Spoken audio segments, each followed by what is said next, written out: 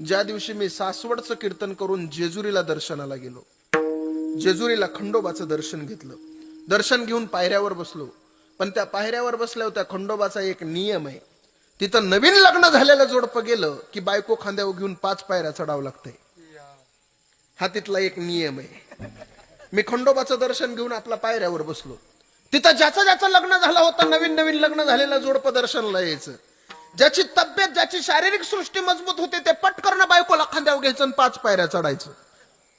पण तिथं एक जोडपं बघितलं मी 35-55चं. म्हणजे बाई 55 किलो गडी 35 किलो. मनातली मनात म्हणलं ह्या रामाला काय हे धनुष्य उचलत नाही गाड्या. आणि तसलं जोडपं दिसलं की तिथं 4-5 पोरं पळतच येतात. ते म्हणतात हे बघा बायको खांद्यावर घ्यावा लागल नाही तर 500 रुपये फाईन फाडावं लागल. त्या पोराकडे द्यायला पैसे नव्हते. त्या पोराचा नाविलाज झाला. पण तो विचार करत होता एवढं मोठं घोटुडं नेमकं उचलू तरी कसं. जवळजवळ तास 1.5 तास गेला संपत महाराज तिथे. तसले प्रकरण असल्यावर आपण 2-2 तास थांबत असतो.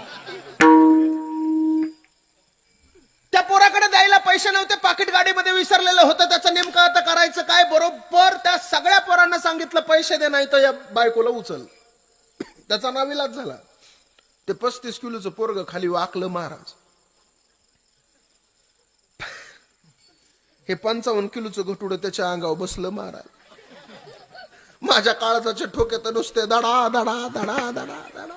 मी मनातली मनात म्हणलं काय होतास तू, काय झालास तू, अरे वेडे असा कसा वाया गेलास तू. एकेकाळचा सुखदेव भगतसिंग राजगुरूतून काय तुझी दयनीय अवस्था झाली म्हणून त्याच्याकडे पाहत बसलो. पण कुठून ताकद आली काय माहिती राव. तसला बोजा घेऊन उठलं राव ते. 3 पायऱ्या चढलं आणि 4थ्या पायरीला वरूनच जगदंबा खाली टाकून दिली.